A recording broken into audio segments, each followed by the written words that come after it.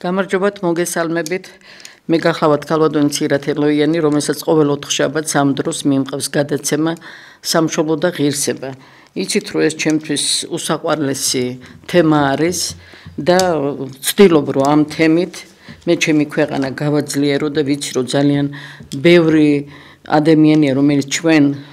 ტელევიზიას უყურებს. მე კი მთელი საქართველოს მასშტაბით შევიძინე უკვე მე-4 წელიწადია ძალიან ბევრი მეგობარი, ბევრი ადამიანი, რომელმაც ისედაც იცის უჩემოთაც, მაგრამ ღირებულებები, რომელიც ფაქტიურად ხანდახან ერთი მეორეს უნდა შევახსენოთ და ჩვენი ქვეყნის გასაძლიერებლად, გადაცემა, რომელსაც მე უძღვები, ყოველთვის ვაკეთებ იმ ხაზს, რომელიც ჩემი ქვეყნის სასარგებლოდ მოქმედებს დღესაც, ხვალაც და ზეგაც. აქედან გამომდინარე თქვენის ნებართვით, მე დღეს მოვიწვიე არაჩვეულებრივი პიროვნება, რომელსაც ვიცნობ, ორივე მთელი თითქმის ოჯახი ცოლ მეუღლეები, ორივე კავკასიოლოგები არიან, ქალბატონი ცირა ბარამიძე, რომელმაც ფაქტიურად დააფუძნა კავკასიის ინსტიტუტი და წარმართა ეს ხაზი ისეთნაირად, რომ მსოფლიო სადაც კი ჩადის მისი წიგნები, მისი ნამუშევრები, ეს ყველაფერი მეტყველებს იმაზე, რომ იგი ყველგან და ყველაფერში იცავს წარსულსაც, დღევანდელობას და ქმნის მომავლის იმუნიტეტს ჩვენი საზოგადოებისათვის, რისთვისაც მე ძალიან დიდი მადლობა მინდა გითხრათ ქალბატონო ცირა თქვენი დღეს ჩემი ტელევიზიაში მობრძანებისათვის და თქვენი სამშობლოს და ღირსების დაცვას როგორ ახერხებთ მთელ მსოფლიოში და სულ ეხახან ჩამობრძანდით. მე იგივე მინდა ვთქვა, რომ ის არის კავკასიოლოგი ფაქტიურად, რომელსაც იმიტომ კი არა, რომ უძლიერესებიც არ არსებობენ, მაგრამ ქალი ყოველთვის სავის რწმენაში ძლიერია და იცით რა, იმ საფეხურებზე ყოველთვის ისე ადის, რომ არ დააზიანოს თავისი ქვეყნის არც ერთი კუთხე და პირიქით მიმართავს მის სტუდენტებსაც, მის აღსაზრდელებს, რომ აი ძალადობა არაფერი არ არის საქართველოში კი არა, არსად არ არის, იმიტომ რომ ყველგან და ყველაფერში იგრძნობა ადამიანის გაზრდა, მისი კულტურა, მისი დიპლომატია. აი თქვენ ვიცი, რომ ბრძანდებოდით ჩეხოსლოვაკიაში და ძალიან სერიოზულ საკითხები ჰქონდათ იქ ქალბატონო ცირა, ჩვენ მაყურებელს და მსმენელსა და დღევანდელი პოლიტიკური ვითარებიდან გამომდინარე, აუცილებელია, რომ ჩვენი სამეზობლო პოლიტიკა, რასაც ქვია კავკასია, ჩახედული ხართ უფრო ძლიერად და ალბათ დღევანდელი თქვენი გადაცემა ძალიან ბევრს გაუჩენს კითხვებს, რომ როგორი საზოგადოების წარმომადგენელი უნდა მომზადდეს თითოეული ოჯახიდან. მე გთხოვდით, რომ თქვენ დაიწყოთ თქვენი აი ეს პირველი ღირებულება რაც იყო, შემდეგ დავბრუნდებით უკვე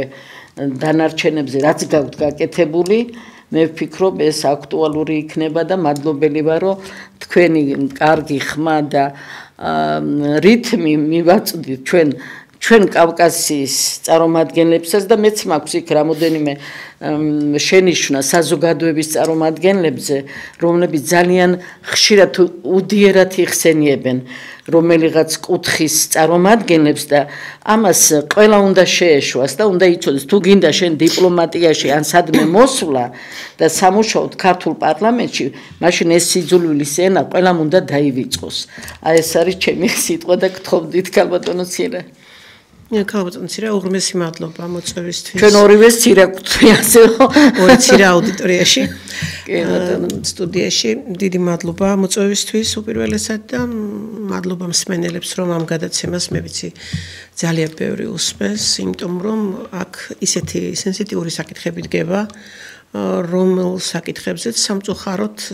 შეიძლება სხვა მედიები განსაკუთრებულ აქცენტს არ აკეთებენ, ან საერთოდაც არ აკეთებენ. მათ შორის შეფასებითი მომენტი ბრძანეთ თქვენ, რომელიც იყო ერთ-ერთი ჩემი ბოლო მოხსენება სიძულვილის ენა პოლიტიკურ დისკურსში და მე რა თქმა უნდა ლინგვისტური ანალიზი გავაკეთე, ჩეხეთში იმყოფებოდი.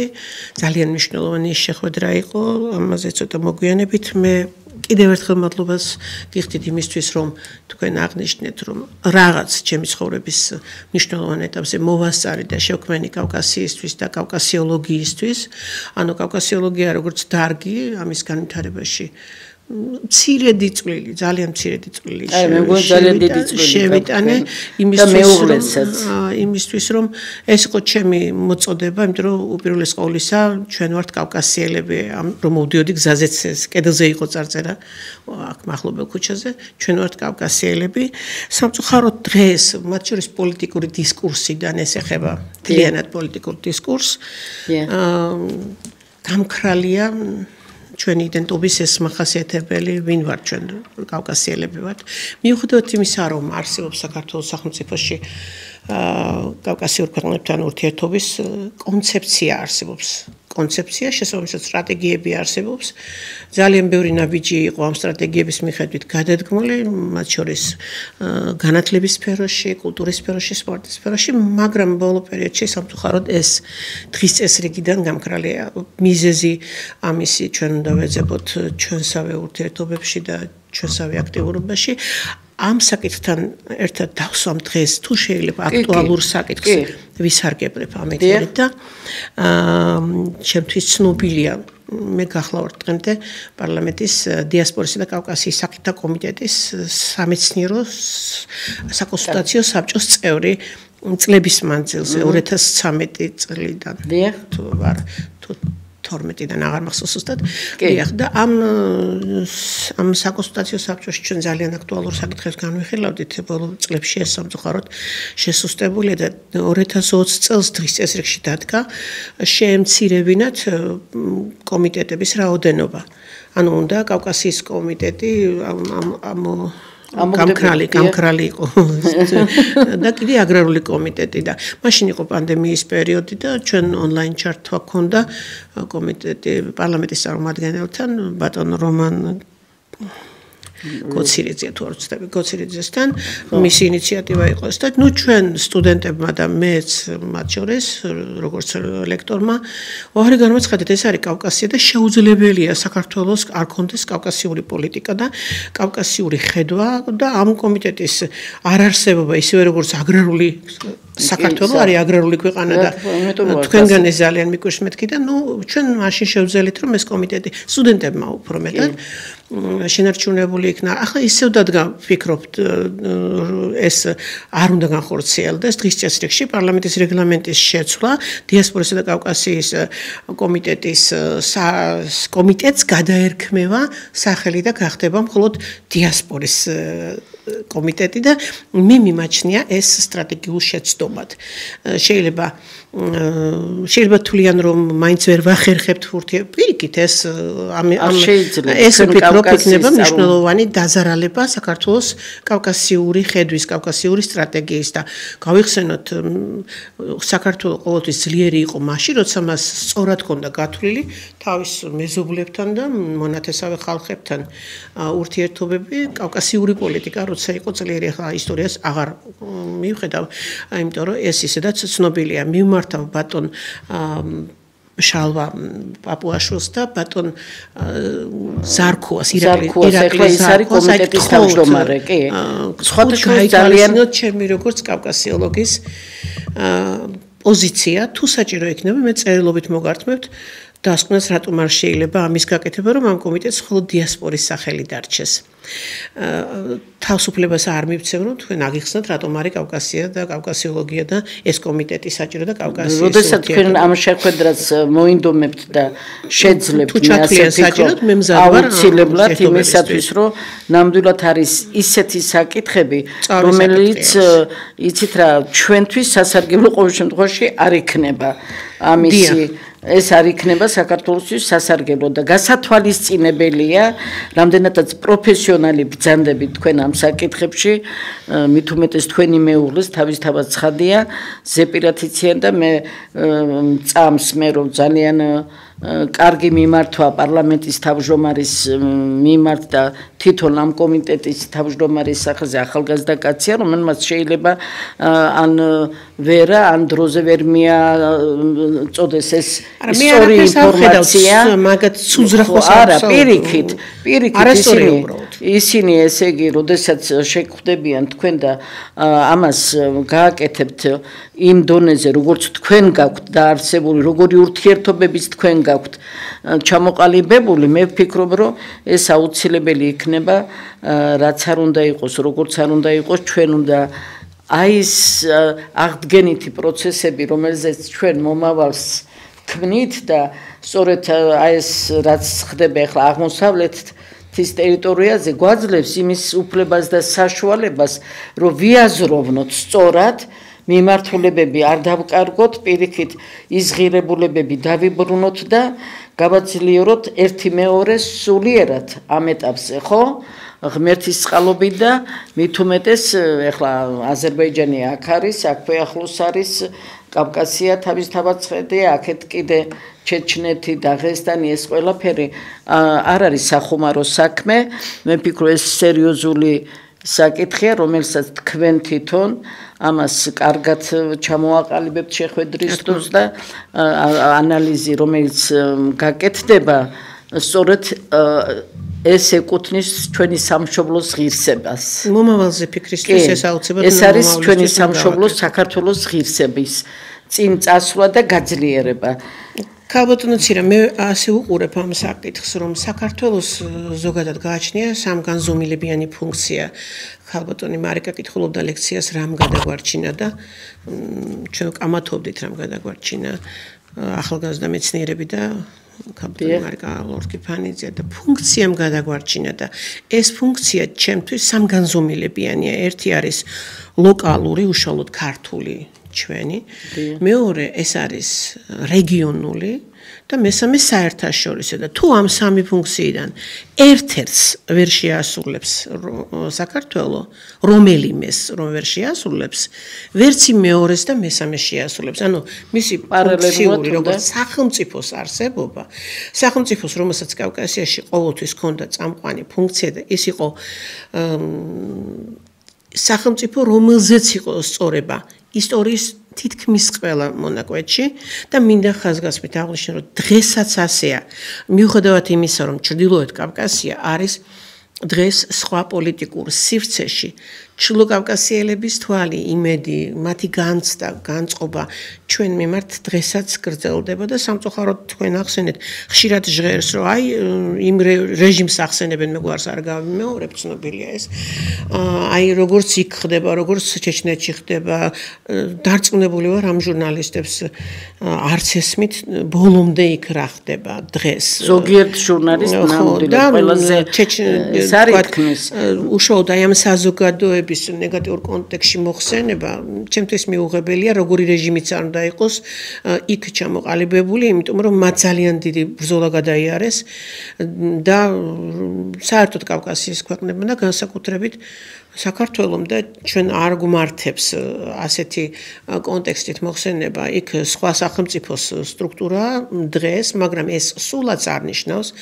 რომ ჩრდილოკავკასიელი ხალხები არ არის ჩვენი მონათესავე და ჩვენი მოძმე ხალხები და გარდა ამისა, რომ მონათესე ერთ ცივილიზაციას ვქმნით ისტორიულად, ათასწლეულად და თუ ჩვენ გვსურს საქართველო გადარჩეს, ის ვერ გადარჩება კავკასიური ქვეყნების და კავკასიელი ხალხების ურთიერთობის გარეშე და აზერბაიჯანი რო ახსენეთ.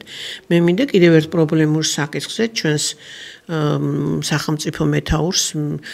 კითხო მიუმართო თხოვ ბოლო როგორც მეცნიერმა საერთოდაც არა ვარ ამ შემთხვევაში პოლიტიკური განაცხადისთვის მზად, უბრალოდ მაინტერესებს რატომ არ გვიხსნებს საზღვარს, რო არ გვიხსნის აზერბაიჯანი სახმელეთო საზღვარზე, მე უნდა ჩავსულიყავი მივრინებით და ვერ გადავფრინდი და საზღვარი ვერ გადავკვეთე, ვერ ვესტუმრებ აკოს ამის გამო. ანუ გასაგებია რაღაცა შიგთავსი არსებობს, შეიძლება ეს საჯაროდ არ იყოს გაცხადებული, მაგრამ ჩვენი ძალიან ახლო სახელმწიფოა, ძალიან მნიშვნელოვანი პარტნიორი, მეგობრული და მთელი მთელი აზერბაიჯანოლოგიის პროგრამა ჩემი დაარსებულია უამრავი სტუდენტი ყავს აზერბაიჯანელი და გამომდინარე აქედან შეუძლებელია ეს კარიბჭე იყოს 4 წლით ჩაკეტილი. სულ მცირე სახელმწიფოებრივი ინტერესები უნდა დავიცვათ, ხო? თუ სამეცნიეროს და არ მივაქცევთ ყურადღებას და ადამიანურ ურთიერთობებს სახელმწიფო ინტერესები, რატომ გვაქვს ეს ზღვარი ჩაკეტილი? თუ აქედან რაღაც ვირუსის გავრცელების ეშინია, თუნდაც პოლიტიკური ის თუ რა ვიცი ისიც ესეც სახელმწიფო მოსაგვარებელია და არა. ეგ იმსეთი საკითხია, რომ თქვენ არ გაგიძნელდებათ ამ შეხვედრის პერიოდში, მე ვფიქრობ, რომ ნამდვილად არ გაგიძნელდებათ და ჩვენ აი ეს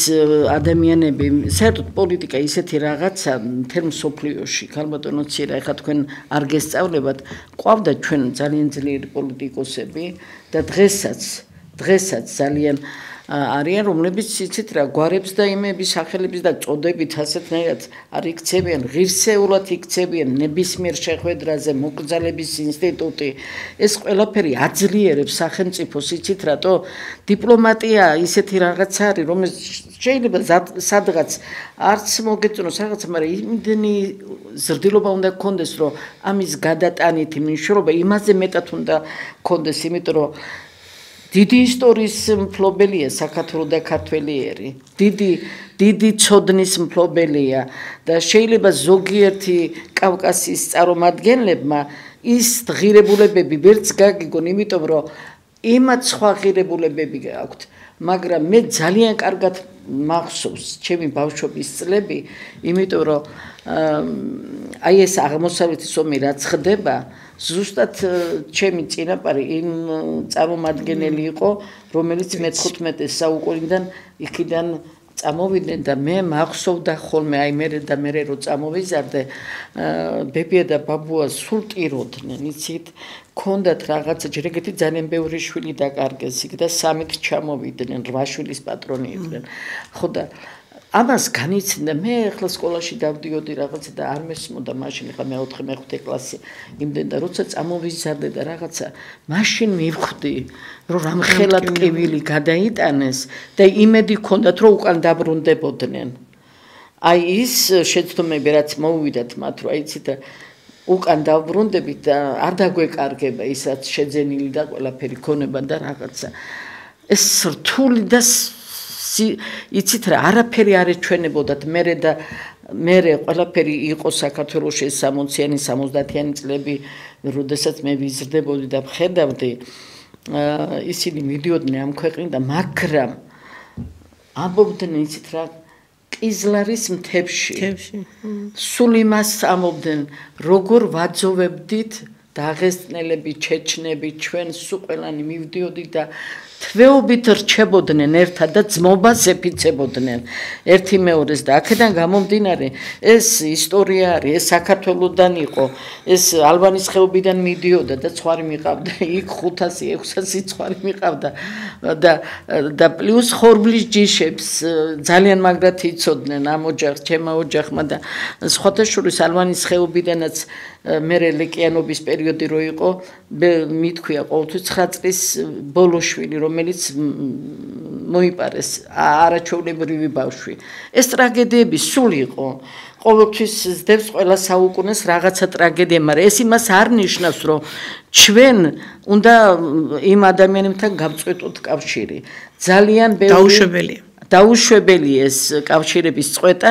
იმიტომ რომ შეცდომები, რომელიც ხდება ხოლმე, ეხლა მე ვიცი ეს რატომ და რისთვი აფხაზეთის ომთან აქეთ იქით. ადამიანები ეხლა ჩვენებიც არიან ეხლა უკრაინაში, მაგრამ ეს იმას არ ნიშნავს, რომ მთავრობამ გააგზავნა ისინი, ხო? ნებაყოფლობითი წასვლა იყო მათი და ნებაყოფლობითი მიღება იყო ზოგს ძმაკაცები ყავდა რაღაც, მაგრამ არავის არაფერი არ დაუშავებია. ამას ვერ შევაფასებთ ჩვენ სამფრინავში. ეს არ შეიძლება ამის შეფასება და უფრო მეტიც მე მაინც ვფიქრობ, რომ რასაც ახლა თქვენ საუბრობთ, აი ამ ურთიერთობებზე ჩვენ ვაგრძელებთ რიგი ადამიანები ცხოვრებისეულად ვაქვთ. მე მაგალითად დედა მყავს, დედობილი ჭანთიში, აი წუხელაც ვესაუბრე, მას ჩეჩნეთში ცხოვრობს. ჩერქეზეთშიც მყავდა დედობილი გარდამეცვალა, ძმობილები მყავს თაბასარანში, დაღესტანში, უამრავი. ანუ მთელს კავკასიაში გამომდინარე ჩემი პროფესიიდან მე ეს ურთიერთობები მაქვს, მაგრამ თქვენ რაც ახსენეთ, ეს ტოლერანტობა, მიმღებობა, საერთო კულტურული ფენომენი მიუხედავად იმისა, რომ როგორც ბრძანეთ, რომ ბევრი მოვიდა კავკასიაში, ხომ, სხვადასხვა კატაკლიზმების დროს, სხვადასხვა საუკუნეში, მაგრამ ყველა მათგანი შემდგომ გახდა კავკასიელი. ხა თქვენ რო გითხრათ, რომ არ ხართ კავკასიელიო, დაიჯერებთ, ან ხო გეწყინებათ, რა თქმა უნდა, რა. ანუ კავკასიურმა კულტურამ და ცივილიზაციამ მოახერხა ის, რომ მიმღები ყოფილიყო და ამიტომ არის კავკასიური ცივილიზაცია, ბევრი მოკვდა ცივილიზაცია და ეს ცოცხალია. შეიძლება აგრესიების და ბევრი იმპერიის ზეწოლის შედეგად ნელ-ნელა მინაუდეს რაღაც, მაგრამ დროთა განმავლობაში ის იბრძვის გადარჩენისთვის, იბრძვის თავისუფლებისთვის და ეხლა რო განზომილებიან ფუნქციაზე საუბრობდი და საერთაშორისო ფუნქცია ვახსენე კავკასიური ფუნქციის გვერდით, ხო, ჩვენ ვართ ამ ბორდერლენდის პოზიციაში გეოგრაფიულად და გამომდინარე აქედან ჩვენი ფუნქცია არის ძალიან მნიშვნელოვანი აღმოსავლეთისა და დასავლეთის გასაყარზე, მაგრამ ეს არ ნიშნავს, რომ ეს მხოლოდ შეხვედრის ადგილია და თვითმყოფადობა არ აქვს. კი ბატონო, იყო შეხვედრის ადგილი, მაგრამ იყო შეხვედრის ადგილი თვითმყოფად კავკასიაში და ყველაფერი რაც ხდება ნეგატიური, ეს არ შეიძლება მხოლოდ იმპერიებს დაბრალდეს, არამედ უნდა გავითვალისწინოთ ის, რომ ჩვენ საზოგადოებებმა ურთიერთშორის არ გავაგზელეთ ის ხაზი, რაც იყო საუკუნეების წინ და ამიტომ ძალიან მიუღებელია მაგალითად ჩრდილო კავკასიაში დღესაც შეურაცხყოფა რომ მიაყენო ადამიანს და სიძულვილის დაელაპარაკო, ღირსების დაცვის ადათი არსებობს, ხო? ქალის და მამაკაცის ურთიერთობა. ანუ ჩვენ ვიღებთ ყველაფერს, თქვათ გარედან და რაღაც მომენტში შეიძლება დაგვავიწყდეს, ან ნელ-ნელა ფუნქციურად დაიკარგოს ის რაც უშუალოდ ჩვენი ენდოგენური კავკასიურია. მაგრამ ეს საკითხი არის ძალიან სინთეზური და ძალიან რთული საკითხი. მე მიმაჩნია რომ საქართველოს რომ გადარჩეს, მან ეს სამივე ფუნქცია უნდა შეასრულოს. საქართველოს აქვს დღეს ძალიან ბევრი გამოწვევა. თქვენ მიგრაციები ახსენოთ. ახლო აღმოსავლეთი ძალიან ახლოა. 2007 წელს როცა მე კონგრესი დავაარსე, ამ კონგრესის პირველი თემა იყო კავკასიური ცივილიზაცია მახლობელი აღმოსავლეთის ლინგვო-კულტურულ კონტექსტში. მახლობელი აღმოსავლეთი მაშინ ჯერ კიდევ არ იყო ანთებითი ისეთი, მაგრამ მე გრძნობდი და ვიცოდი მეცნიერული საფუძვლების სამისო მქონდა იმისა, რომ 1000 წლეულების მანძილზე მახლობელ აღმოსავლეთთან კონტექსტში იყო კავკასიური ცივილიზაცია და მისი ტრანსფორმაცია და მისი განვითარება ამ კონტექსტში ხდებოდა, მიგრაციებიც ამას ყვებოდა. რომ მოდიოდნენ კავკასიის ტერიტორიაზე სხვადასხვა ხალხები, მოდიოდნენ, იმიტომ რომ ის მათ ანცდევნიდნენ რაღაცა გეოპოლიტიკური კატასტროფები ხდებოდა, ხომ, ომები ხდებოდა და კავკასია იღებდა ამას და გახდა კიდევ უფრო მრავალფეროვანი, ვიდრე ის იყო. და გამომდინარე აქედან თუ ჩვენ გარე ძალას ასე კარგად ვიღებდით, ვახერხებდით თანაარსებობას და თანაცხოვრებას ტოლერანტიზმის პრინციპით, ასეთი იყო კავკასია თავისი ბუნებით, რა დაგვემართა დღეს და რატო ვერ ვახერხებთ თქვათ კომუნიკაციას უფრო მეტი და კარგიანით და არასიძულვილისენით, მათ შორის ეს იმიტომ რომ შიდა პოლიტიკაშიც, მათ შორის ქართულ შიდა პოლიტიკაშიც სამწუხაროდ ეს თვისებები მიმტევებლობა პოლიტიკური პოზიციების მიმართ, ხომ, ადამიანები ვართ ჩვენ. ყველა ამ საზოგადოებაში უნდა დავრჩეთ, ხომ, ვერავინ გავიქცევით, ხომ? და ეს არის ძალიან მნიშვნელოვანი და ესეც ერთი პერიოდი ვიხსნიდი იმით, რომ მე-19 საუკუნიდან დაინერგა ნეგატიური კონტექსტები, ნეგატიური შეფასება კავკასიელი ხალხების, რომ ჩვენ ველურები ვართ ჩამორჩინელი და ნელ-ნელა გადაიზარდა იმაში, რომ შეიძლება ადამიანებმაც კი და ხალხების შეფასება კი არა მხოლოდ ნეგატიურად, არამედ ადამიანებმა ერთმანეთის შეფასება გააკეთონ ნეგატიურად. ეს აზიანებს ჩვენს ურთიერთობას რაც თავი ჩვენ არა ვართ მრავალრიცხოვანი და განუსაზღვრელი რაოდენობის სახელმწიფო და ხალხი და სატიტულო ერი და არა მარტო სატიტულო დანარჩენი ეთნოსები რომლებიც კავკასიაში საქართველოში ცხოვრობენ როგორც საქართველოს მოქალაქეები თავს არ უნდა გრძნობდნენ ამ კონტექსტში ვფიქრობ რომ ასეთი გადაფასება იქნება საჭირო ადამიანებმა ერთმანეთს მოусმინონ და აგრესია და ძალადობა შეწყვეტონ არის ქალბატონოცირა თუ დამეთანხმებით თქვენ ჩემი აზრი ამასთან საერთოდ არის ესეთი საქართველოს 30 წლიან პოლიტიკაში რაც თავისუფლები ვართ ხო თავისთავად ცხადია და ოპოზიცია არსებობს ოპოზიცია შემადგენლობა თვითონ ჩვენ ვხედავთ რომ ზოგიერთი მართლა ძალიან ნიჭიერი ძალიან თავდა უფრო იცით რა უფრო მამაკაცები რომლებიც იცით რა აზროვნებით და ზოგიერთი ქალბატონი რომელმაც მე მაპატიოს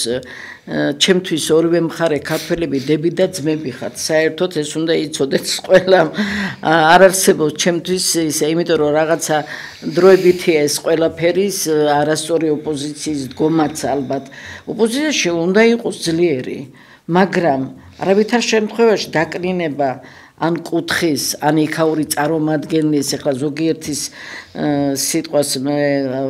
არ გავშიფრავ გვარს და რაღაცა მაგრამ არ შეიძლება იმ კაცის ჩეჩნეთის პირველი პირის გვარის ასეხსენება აუგად ასეთნაირად იცით რა ეს შენ თავს უნდა სეპატივი ქალბატონოცირა მაშინ ერთ რამეს ვიტყვი მაგ პოლიტიკოსებს მიმართავ ისასთან გულის აი გარეთ რომ არიან და არა გარეთ ოპოზიციაში ეს არის გარეთ რომ ოპოზიცია დგას ეს არის დემოკრატიის ნიშანი და შეგვიძლია ესე იგი გამოხატოთ აზრი და გამოხატოთ უნდა აუცილებლად მაგრამ ნახეთ ჩეჩნეთში დღეს ეს შეუძლებელია მაგრამ როცა დადგა საკითხი და გზის მოყვანა იყო საჭირო იტუმკალიდან შატილამდე 2 კილომეტრი პირადად ნანახი მაქვს ეს ყველაფერი მაგრამ ვიდრე ვნახავდი მანამდე იდგა ასეთი ამოცანა რომ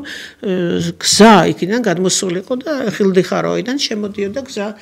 მათ შორის ხიდი აშენებული ალაზანზე სრულად გაუგებარი ფუნქციით არსად არ მიდის და მაშინ ერთადერთმა მე გავბედე ჩეჩნურად უპასუხე ამ ლიდერს ვინც თქვენ ახსენეთ და იმ წუთას დაუდეს მაგიდაზე და ის ესერლი არის ინტერნეტშიც არის ჩემს ბლოგ გვერდზეც არის მიმართე მას თხოვნით რომ იცით რა ახლა არ არის ამით დაუსაბუთე რატო თან დაუსაბუთე რატო იმიტომ რომ იქ დგას ბაზები მე თვითონ ვიცი ეს ნანახი მაქვს ხო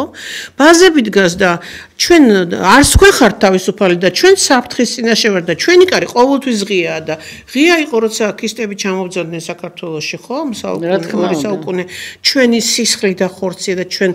ასეთი ღირსეული 1-2 ეთნოსი არ აქვს ხო ამიტომ არ შეიძლება ასეთ ცალსახად ამაზე საუბარი და მე ვთხოვე რომ ახლა ამის დრო არ არის მე ვერ ვიტყვი რომ ახლა ჩემი წერილის გამო ის შეჩერდა და რაღაც მაგრამ მე დარწმუნებული ვარ რომ მასზე არგუმენტირებულმა მიმართვამ იმოქმედა და აგერ დახმარება 10 წელი გავიდა მას შემდგომ და არ ვიცი ხო და როცა მე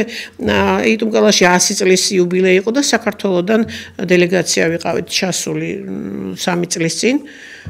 აქ ატყდა აჟიოტაჟი რომ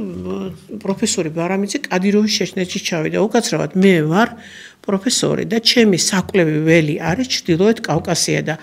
მე ვერ დაველოდები ახლა რომელ რესპუბლიკაში რომელი ლიდერი ოდის შეიცვლება მაქვს საკვლევი ამოცანა ქართული მატერიალური სულიერი და კულტურის ძეგლები იყო ჩემი კვლევის ობიექტი იმ პერიოდში და მე მივდივარ და საუბრობ მათთან არასწორი გამონათქვამებია ამიტომ სიტყვას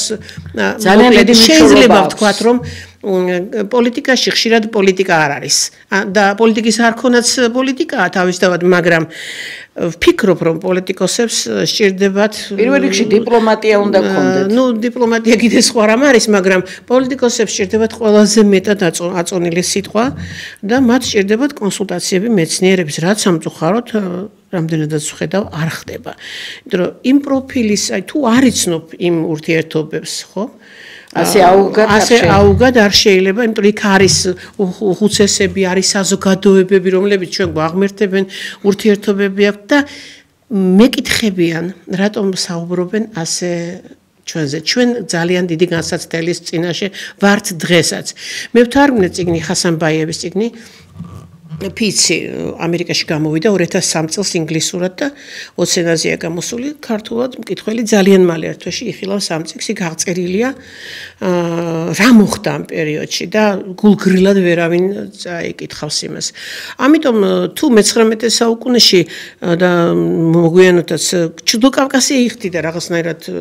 თავის ფუნქციას საქართველოს შედარებით უფრო განეიტრალებული იყო. დღეს მე მიმაჩნია რომ საქართველოზე გადის ხაზი და საქართველოს დღეს ვფიქრობ რომ არასწორად იქცევა კავკასიელებთან ურთიერთობაში. არ ეწყინებათ ეს ალბათ ვისაც ეს ეხება კიდე უფრო მეტი არ შეიძლება კავკასიოლოგსაც არ შეიძლება შეეხონ ძალიან უდიერად მხოლოდ იმის გამო რომ რაღაცას ვაპროტესტებ. მიუღებელია ჩემთვის ცალკე აფხაზეთის ისტორიის გამოტანა. ამის გამო თავს არ უნდა დამესხა და სასამართლო არ უნდა დამჭირდეს, იმიტომ რომ აფხაზეთი საქართველოს ნაწილია და საქართველოს ისტორიის ნაწილია ისიც. მაშინ ცალ-ცალკე კუთხეებად უნდა დავშალოთ. გამომდინარე აქედან მიმაჩნია რომ არასწორი გაუწონასწორებელი ქმედებებია ხშირად და აი ეს აზიანებს პერსპექტივას არა მარტო დარგის, არამედ მთლიანად რეგიონის. და მე გეთანხმებით, იმიტომ რომ პროფესიონალი როცა ბრძანდებით, თქვენ ამდენი ცოდნა, ამდენი დრო, ამდენი განათლება, როდესაც ამ დარგს მიაკუთვნეთ, იმიტომ რომ ყველა სწორედაც მე ასე ვფიქრობ, ხა არ მინდა გლობალურ პოლიტიკაში შევიდე, მაგრამ ძალიან დიდი სურვილი იყო ზოგების, რომლებმაც არასამთავრობო სექტორები რო შეიქმნა, ეს დემოკრატიის ერთ-ერთი და ვალენბერგის ინსტიტუტის ერთ-ერთი მოთხოვნა იყო 1994 წლის ხელშეკრულების საერთაშორისო კონვენციები, როდესაც შემოვიდა და დაარსდა. მე ძალიან კარგად ვიცი ეს პროცესები როგორ, იმიტომ რომ მაშინ ომბუდსმენის აპარატში ვიყავი და ძალიან კარგად ვიცი რა პროცესები ვითარდებოდა. მაგრამ იცით რა არის? ნებისმიერ ადგილას შენ უნდა გახსოვდეს რომ შენ ხარ საქართველოს მოქალაქე და ღირსეული შენი ქვეყნის დამცველი, სადაც არ უნდა იყო, როგორც არ უნდა იყო. და თუ შეიძლება იმ დონის ცოდნა ახლა ყველას არ ექნება, როგორც თქვენ გაგაჩენთ, იმიტომ თქვენ ეს თქვენი პროფესია არის. ეს თქვენთან ერთად დაბადებულია და ამას ვერავინ ვერ წაგართმევთ. იმიტომ არსებობს ეს კავკასია და ამ კავკასიის ნაწილი ჩვენ ვართ და ის ღირებულების ნაწილია, რომელსაც ევროპაში ციცნობენ, მათ გაიდგეს ხო ეს ნიჭი ხელოვნებით, ფეხბურთით, სპორტით, ჩვენ არა მარტო ამით და რაც მთავარია მეცნიერება, რომელიც აკვალიანებს დღევანდელ თაობას და მას ცოდნა განათლებას აძლევს, მაგრამ არიან ერები, რომლებმაც სამშობლო დაკარგეს და ეს ღირებულებები ვერა და ვერ აღდგენა, ესე ადვილი არ არის. თქვენც მოგეხსენება და უფრო დიდი ერებია, რომელსაც სამშობლოს უკან დაბრუნებისთვის იბრძვიან და ძალიან ბევრი საუბარი, რომელსაც აი ეს ახლო აღმოსავლეთი რაც ხდება, ეს ესეთი პროვოკაციების მსხვერპლი ჩვენც გავხდით, როგორც აფხაზეთში, ისე სამაჩაბლოში. ეს ორი ტერიტორია საქართველოს და მას ვერავინ ვერ წაგვიშლის ჩვენ ამ წინა ხო ამიტომ მე ვერ დავეთანხმები საგას აფხაზეთის ისტორია ცალკე ზაგნად აქედან გამომდინარე ის ადამიანები რომელსაც ხელმძღვანელობენ ესეთ სერიოზულ მაგრამ ფრთხილ დეპარტამენტებს აი ამას დავარ ფრთხილ დეპარტამენტებს სადაც არის ეს გაცვლითი სამუშაოები გაძლიერებული გათამამებული იმისათვის რომ შენ მეტი იცი მეტი გეთქმის იმ ქვეყანაში რომ ჩახვიდე ამ დროს თქვენ ესენაც იცით ძალიან კარგად დედობილები ყავთ უკვე შექმნილი ამ თქვენი ხო ძმობილებიც ბევრი რაღაცა და აქედან გამომდინარე ვამბობ რომ ჩვენ ის რომლებიც ახლა ერთ-ერთ გადაცემას უყურებდი და იცით რა მოუწოდებდა რა ეს არ არის ჩვენი საქმე სახელმწიფოს დღეს ყავს მართლმორწმუნე ბირთვი რომელიც აფიქსირებს შეიძლება შეცდომა იყოს მაგრამ თქვენ როგორც კარგი სპეციალისტი უშვებენ შეცდომებს და ძალიან მნიშვნელოვან შეცდომებს უშვებენ აი ეს შეცდომები რომელიც არის აი იმიტომაც ჩვენ ოპოზიციაში და იმაში კი არ ვდგება, ჩვენი სახელმწიფოს გაძლიერებისთვის მიყვავს ახლა ეს გადაცემა. ძალიან დიდი მადლობა ასეთი შეფასებისთვის. აი, რა თქმა უნდა, ხელისუფლება შეიცვლება და ეს კანონზომიერია, ხელისუფლება რო შეიცვლება, მომდევნო ხელისუფლების დროსაც მე ისევ კავკასიოლოგი ვიქნები. ხომ ასეა? და როცა მას დაჭირდება ჩემი ცოდნა, მე არა ვარ სახელმწიფო მოხელე, მაგრამ მე გაცნობიერებული მაქვს, რომ შეიძლება ჩემი ცოდნა გნებავთ ენების, გნებავთ კულტურის, ცივილიზაციის დასჭირდეს სახელმწიფოს და როცა დასჭირდება მე მზად უნდა ვიყო რომ მე მას ჩემი აზრი კომპეტენტური და ვერ ვიტყვი რომ ეს იქნება უმაღლესი ჭეშმარიტება მაგრამ ეს იქნება გამოცდილებაზე და ცოდნაზე დამყარებული დასკვნა და ის აუცილებლად უნდა გაითვალისწინოს სხვა სპეციალისტების დასკვნებთან ერთად ამაზე საუბრობდით ეხლა ეს არ ხდება დღეს სამწუხაროდ იმ კომიტეტში სადაც მე ვარ და გული იმიტომ მე ვფიქრობ იმიტომაც დაუშვეს არც ესენი აღდგება რატო იცით თლიანად აი დღევანდელი საშუალება რომელსაც ესე იგი ნდობის ფაქტორი როცა გამოცხადება კადრებს ძალიან დიდი მნიშვნელობა აქვს და საერთოდ ეხა ჩვენი ის არ არის მაგრამ მე ვფიქრობ რომ აქ თუ ჩვენ გადაცემას კიდე ჩვენი პრეზიდენტის მე მას პატივს ვცემ ძალიან დიდ პატივს ვცემ იმიტომ რომ ძალიან კარგად იცის მან კავკასია თვითონ ფეხბურთელი იყო და ძალიან კარგად იცის როგორი სპორტს როგორი დინება ქონდა იმ კავკასიის რეგიონებში მასთანაც შეიძლება ამ თემაზე შეხვედრა და ყველაფერი რომ გულის ტკენა იმიტომ კი არ არის იმიტომ რომ თქვენი სამშობლოს ღირსებას იცავთ თქვენ რომ სამშობლოს წარმომადგენლებს არ შეეშალოს ისე როგორც ეხლა გუჩინ რომ დასვეს ყოფილი შინაგან საქმეთა მინისტრის საკითხი 7 წლის მერე უნდა მოვიდეს საკითხვაზე ხო და ეს რომ არ მომხდარიყო თუ ასეთი ძლიერები იყვნენ მე ასეთ რაღაცას ვიტყვი კარგი თქვათ შინაგან საქმეთა მინისტრს მაშინ შეცდომა დაემართა მის გარშემო ვინც იყო დააფიქსირა თავისი წერილობითი აზრი და შეუტანა პოზიცია რომ არ გააკეთო ეს მე რა შეიძლება რაღაცა არ იცოდა ეხლა არავინ არ იბადება, იცი და დედის იქიდან არ მოდიან და ერთი ადამიანი ვერასოდეს გადაწყვეტს უცდომელად ყველაფერი რომ ასე დავაბრალოთ ერთი მეორის რაღაცა ეს მიუღებელია 7 წლის მერე მაშინ ის მე ვაკითხა რა თუ უნდა და 3-4 მოადგილე დეპარტამენტების უფროსი რეგიონალური სისტემის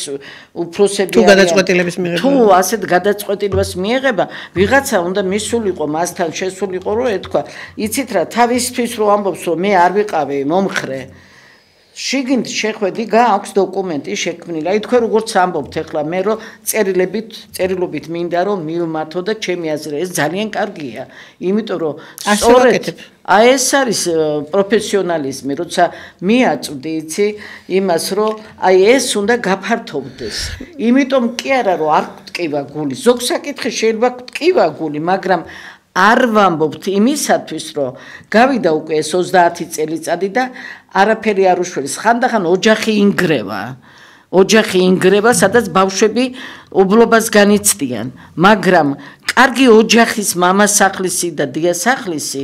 ის ცდილობს რომ ამ ბავშვებს მშობლები არ შეიძლება გაშორდე მაგრამ იყო მეგობარი ამ ბავშვების სახით და არ მათ ობლობა არის სახელმწიფოს ესეა ჩვენ ობლად ვართ გაბატონცი რა ქართული სახელმწიფო დღეს ობლად არის ამის გმაგსურთ იცით რა არის რატომ არის მე ასე მეჩვენება იცით რატო მე ხშირად მithქვია რომ მე ისეთ ადამიანებთან გავიარე ცხოვრება და ჩემი აი ეს ქართული მიდგომები ქართული ცოდნა მე ვერ შევალიე ჩემ ეროვნულ ღირებულებებს ხო მესმის თქვენი ეს ძალიან ტკივნეული საკითხია ეს იცით რატო იმიტომ რომ მე ვიცი მე მინახია ჩემი ოჯახის წევრები როგორ განიცდიდნენ სიცოცხლის ბოლომდე ჩამოვიდნენ სულ ახალგაზრდები მაგრამ მათი სამივე თაობა ფიქრობდა თავის ღირებულებაზე და ღირსებაზე. ამისათვის სამშობლო ძალიან დიდი ტკივილია თითოეული ადამიანისათვის. და ჩვენ მოვითხოვთ იმ ოპოზიციისაგან, აი ღრმად და პრინციპულად მოვითხოვთ. კი ბატონო, ბრძოლა უნდა იყოს წესიერი მეთოდებით თქვენი მექანიზმები, რაც თქვენ გინდათ, უნდა მრგვალ მაგიდასთან პაექრობაში მიდიოდეს და ამას უყურებდეს საზოგადოების წევრები, მაგრამ ის რომ გვარებით რო ახსენებენ რომლებიც ჩვენი არიან და რაღაც ეს მიუღებელია. ან და ეროვნული ის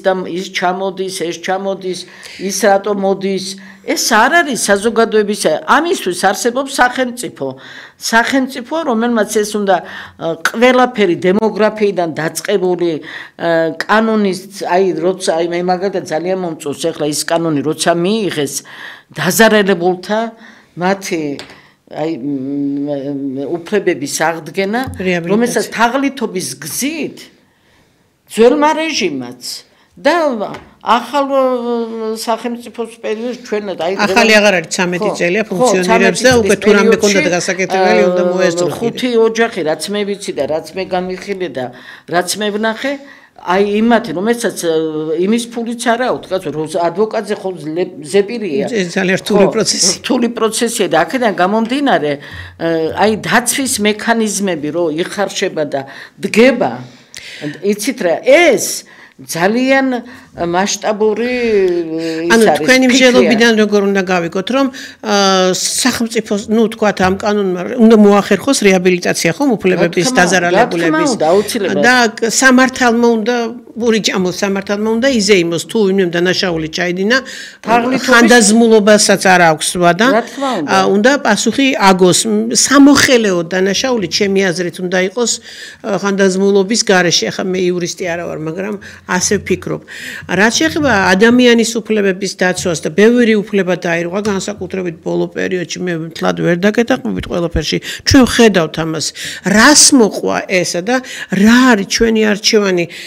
ეხან სამგანზომილებიან ფუნქციაზე რო საუბრობდი არ შეიძლება ჩვენ გამოვტოვოთ იმიტომ რომ საქართველოს იზოლირებულად ვერ იცხოვრებს ხო მას სჭირდება თავისი საერთაშორისო ფუნქცია და დილემა იდგა საუკუნის წინაც იდგა ხო რა ვართ ბოლო ჩვენ ევროპა ვართ თუ აზიაც ეხან რომ სამოქალაქო ინსტიტუციები ახსენეთ ამ სამოქალაქო ინსტიტუციების წარმომადგენლებს არ ვიცი ახლა აქვთ თუ არა ისეთი ცოდნა რომ მაგალითად კავკასიაში არსებობდა თუხუმის მსგავსი სამოქალაქო ინსტიტუციები ათასლეულების წინ და შემდგომ ანუ ეს რას ნიშნავდა ჰორიზონტალურ მართვას ნიშნავდა სადაც ადამიანები თანაბარი იყვნენ და ადამიანის ღირსება და უფლება ადამიანის უფლება იყო დაცული ევროპას და აზიას რო არ დაესიზმრებოდა ათასლეულების წინ საქართველოში და კავკასიაში ასეთი ინსტიტუციები განსაკუთრებით ჩრდილო კავკასიაში ფუნქციონირებდა შეიძლება ამის შესახებ ინფორმაციაც არ აქვს რაც თქვა რასაც არიელ გოლუა ასეთი ადამიანები რომლებიც კავკასიაში ქმნიდნენ და სულ ახლახან გამოიყენეს, ოდესაც გარდაიცვალა ერთ-ერთი იცით ხო რაც მოხდა, მკვლელობა რომ მოხდა და დაჩოქილი ქართველები ისა კავკასიელები ხო მივიდნენ, იქ ქართველები იყვნენ ფაქტიურად. აი ბარისახოში დუშეთის რეგიონში მოხდა ეს ტკივილიანი დღე და მათ გამოიყენეს ეს ძველი ადათ-წესი და კაცური წესი. და მათვე მიიღეს იქვე პასუხი. ხო, მაგრამ დღეს ახლა საქართველოში ორი საერთოდ ის მივიწყებული არის, მოდი ასე ვთქვათ. გასაგებია, მაგრამ იმიტომ რომ აქვს პრობლემები. იმ დროისათვის სასწრაფო წესით ეს მოხდა და განვითარდა. შედარებით ეს შესაძლებელია. ხო, შესაძლებელია ეს ძალიან. თაში ადამიანური ურთიერთობების ის ფორმატი, რომელიც იყო ადათებში, რომელიც იყო სოციალურ მართვაში შესაძლებელი იყო და არის. მე ვფიქრობ მაინც რომ ქალბატონოცია ჩვენ რო გადავხედოთ ახლა აი ბოლო რადიკალურ აი რწმენის ინსტიტუტის შეფასება სადაც ძალიან ბევრ რაღაცაში ჩვენმა ზოგიერთმა პოლიტიკოსმა მე ახლა არ მინდა სახელები დავარქვა ძალიან მტკიცე მთავრობის წარმომადგენლ მტკიცე პრინციპები დაიცვეს რომ ქართველი ერი თავის ღირსებით მათ შეახსენეს ზოგიერთ წარმომადგენლებს თქვენ ძალიან კარგად იცით ძლიერად იდგნენ და ამას მე როგორც ახალგაზრდა პოლიტიკოსებს მე ვაფასებ და საქართველოს ღირსება დაიცვეს და ის რაც ხდებოდა ხელოვნებაში და სპორტში ეს ყველაფერი ეს არის ის რომ ისე არ გამოიწვევდა ასე აი ისე ძლიერად როგორც დაინახა დღეს მსოფლიომ საქართველო. ხო, მაგრამ ხელოვნება და სპორტი არ მგონია ხო პოლიტიკოსების ბრალი იყოს მათი წარმატება არც მეცნიერების. მთელ საქართველოს კი არა, მე გეუბნებით მეც შემოვიარე როგორც თქვენ ბუდაპეშტში ბრძანდებოდით, მეც ევროპაში ვიყავი და ყოველ იმასში მე მესმოდა ჩემი გოგონა რომელიც ბრწყინვალედ ფლობს ამ გერმანულ და ინგლისურ ენებს ის თარგმნა დედა ვიციო ჩვენ სპორტზე და რაღაცა მე იცი რა ვამაყობდით გეგონება მე მყავდა პერსონიფიკაცია ხდება მაგალითად კვარაცხელიაც კი სიმბოლო არის ყველასი აქედან გამომდინარე ბოლო იყო დვალიშვილი ხო ეს ძალიან დიდი ღირსება კაცი გადახდა იმ დიდი სახელმწიფოს პირველ პირთან და არ მოერიდა არაფერს და ეს იყო სიამაყის განცდა იმ პერიოდში რომელიც დაანახა მთელ მსოფლიოს და კაცი გაოგნებული უყურებდა ეს პირველი პირი ესა ძალიან დიდი იცი რა სიღრმისეული ის იყო წარმატება საქართველოსი და ეს ნამდვილად გააკეთა დღევანდელ იმ წარმომადგენლებმა, ვისაც ეს საკითხი ეხებოდა, მაგრამ რასაც თქვენ ბრძანებთ, აი ეს კავკასიო, ეს გლობალურია. ეს უკვე გლობალურია სამეცნიერო ხაზით, იმიტომ ამას უნდა ჩამოყალიბება, შემოსვლა, იქით გასვლითი პროგრამები, გასვლითი პროექტები და მე მგონი აი კონგრესი გვაქვს დანიშნული ხა ალბათ ამას. როდის აგავთ ალბათო? კავკასიელთა საერთაშორისო კონგრესი მე-7-ია უკვე რიგით, სექტემბერში 25-დან 28-მდე და საქართველოს ეწევიან. წინა იყო მესტიაში 23 წელიწადში ერთხელ ტარდება. საქართველოს პარლამენტის მხარდაჭერით იყო პარლამენტარები დაგვეხმარენ მესტიაში ძალიან დიდი მადლობა კიდევ ერთხელ მათ ადმინისტრაცია იქაურიც მოკლედ ძალიან კარგად უმასპინძლის საერთაშორისო ფორუმს ძალიან მნიშვნელოვანი შეხვედრები იყო და გამოვიდა სამეცნიერო პროდუქცია და ეხლა მათ შორის გენეტიკური კვლევები დაემატა ვფიქრობ ეს არა მარტო მეცნიერული სიახლეების პრეზენტაცია ხდება აქ არამედ კომუნიკაცია არის ამ სპეციალისტებს შორის ამ სახელმწიფოებს შორის რომელთაც ეს მეცნიერები წარმოადგენენ ერთმანეთს ეცნობიან განსაკუთრებით მნიშვნელოვანია ჩემი აზრით კავკასიის რეგიონის ქვეყნების მონაწილეობა და სექტემბრის ბოლოს 25-დან 28-მდე ჩვენ აი ნიშნავენ კარგში წარმართებ და მე იმედი მაქვს რომ ფონდი მხარს დაგვიჭერს წარდგენილია ფონდს დაგიჭერდა თქვენ როცა ჩვენ მაინც რა თქმა უნდა ჩავატარებთ იმიტომ რომ ჩავატარებთ და შეხვდით აუცილებლად მთავრობის წარმომადგენლებს აუცილებლად და არა ეს უნივერსიტეტების მხარდაჭერა არსებობს ჩვენი უნივერსიტეტის TSU-ს და კავკასიის საერთაშორისო უნივერსიტეტი არის მონაწილე რაღაცები გვერდის ავლით მე ვფიქრობ რომ ეს არც თქვენთვის იქნება კარგი და თვითონ არც იმ სახელმწიფო რომლებიც აქეთ კარებს გააღებენ და მოვლენ აქეთ ეს ძალიან დიდი სამეცნიერო იცი რა წარმატება კავკასიაში საქართველოს ხაზით ეხლა გეთანხმებით თან პროდუქცია გამოდის სამეცნიერო პროდუქცია სამენაზე და გადის ფილოსოფიაში აი ესაა თავარი მე ვფიქრობ რომ ფონდს კარგად ესმის ამის მნიშვნელობა და 2 წუთი გრჩება ერთი ისა თქვენს ჩეხოსლოვაკიაში აი ჩეხეთში ვიყავი პრაღაში რა გაიტანებდა გამოходит სიტყვით ეს შეხვედრა რამდენიმე პანელისგან შედგებოდა სამეცნიერო ფორუმი ერთ-ერთი იყო უშუალო საქართველოს ეძღვნებოდა და 26 მაისს ვიმყოფებოდი მათ სპეციალურად ეს დაამთხვიეს საქართველოს დამოუკიდებლობის დღეს და ეძღვნებოდა საქართველოს დამოუკიდებლობის აღდგენას და ეს ზოგადი მსჯელობისთვის და სამეცნიერო კვლევა მქონდა წარდგენილი სემიოტიკიდან წმინდა ლინგვისტური სიძულვილის ენა პოლიტიკურ დისკურსში სიძულვილი როგორც ინსტრუმენტი ურთიერთგანადგურებისათვის და ურთიერთპოლარიზებისათვის და ამისი ლინგვისტური ანალიზი მქონდა, მაგრამ აღმოჩნდა რომ ეს ძალიან მნიშვნელოვანი იყო პოლიტიკური თვალსაზრისით და სოციალურ-პოლიტიკური თვალსაზრისითაც და ძალიან დიდი დისკუსია გაიმართა. ამისთვის დავამუშავე 2020 წლიდან 25 წლამდე 3 გაზეთი, ანუ პრესის მიხედვით ამოვიღე მასალები, აზგვერდიანი სამემპირიული მასალა მქონდა წარდგენილი და მათი ანალიზი მქონდა სემიოტიკური წარდგენილი. ვფიქრობ ეს ძალიან საინტერესო იყო. მე ვფიქრობ რომ პოლიტიკოსები თუ გაითვალისწინებენ იმ რეკომენდაციებს, რომლებიც იქ იყო წარმოდგენილი, არ იქნება ურიგო, მაშინ თქვენ ეს ორივე მხარეს ეძღვნება, ეს არ ნიშნავს, რომ მხოლოდ ვთქვათ, ერთი მხარე იყენებს ამას, ორივე მხარე სამწუხაროდ იყენებს, მაგრამ პასუხისგებლობაც ვერ იქნება, რა თქმა უნდა, ცალმხრივი. ვფიქრობ, ლინგვისტური ანალიზი და ანალიზი იმის შესახებ, რომ სიტყვას მნიშვნელობა აქვს და სიტყვა არის გადამწყვეტი ჩვენ პოლიტიკოსებს გვინდა ვთხოვოთ, რომ თქვენი სიტყვა ფასობს, თორე სხვა საქმიანობას ადამიანები სხვაგვარადაც წარმართავენ. ძალიან კარგი შემართებით ხართ მომზადებული ქალბატონო ცირა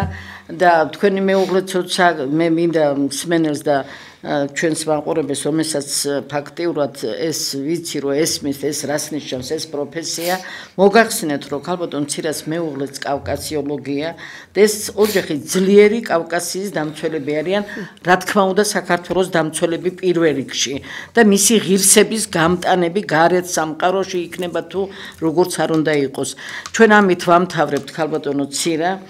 ჩვენს დღევანდელ გადაცემას. მე მინდა აუხსნა ჩვენ მაყურებელს, რომელსაც ძალიან დიდ პატივს ვცემ, იხარეთ, გაძლიერდით, გამრავლდით და რაც მთავარია, ნუგეში, რომელსაც თქვენი თანდაყოლილი გენეტიკა თქვენ გეუნებათ, რომ თქვენ შეგიძლიათ იამაყოთ ისეთი ადამიანებით, თქვენს გარშემო რაც ტრიალს სახელმწიფოთი, მისი ღირსებით, მაგრამ როგორც ქალბატონი ცირა არის, მე რამდენიმე შეხვედრა მქონდა თქვენთან და მე ძალიან დიდი მადლობელი ვარ მთელი თქვენი ოჯახის, რატომ იცით, თქვენ ხართ კავკასიოლოგები, რომელსაც შეგიძლიათ ის საკითხები, რომელიც ღრმაა და ძალიან ფაქიზია, ამ მონაწილეობა მიიღო და მეც კი ვფიქრობ, რომ თქვენ ამ ხაზით უნდა გაძლიერდეთ. დიდი მადლობა და ძალიან დიდი მადლობა ყველას ყურადღებისათვის. ქალბატონო ცირა, კიდევ ერთხელ ძალიან დიდი მადლობა და წარმატებას გისურვებთ ამ კონფერენციაზე, რომელიც თქვენ დაგეგმილი გაქვთ, კონგრესი და თავისთავად ცხადია, რომ მეც ვეცდები, რომ ჩემით მონაწილეობა, იმიტომ რომ ძალიან მაინტერესებს იქნება და აუცილებლად და ჩვენი სახელმწიფოს წარმომადგენლებიც იქნებიან ჩართული, იმიტომ რომ თქვენ ხართ იმათი წევრი. პარლამენტთან არსებული, ხო, რომელიც ახალგაზრდა მეთაური ყავს და მე ვფიქრობ, რომ ამას ყველაფერს გაიხარჯებს, შეგხვდებათ, ყველაფერი გაძლიერდება. ნახვამდის ძალიან დიდი მადლობა ყურადღებისათვის და წარმატებები მთელ საქართველოს.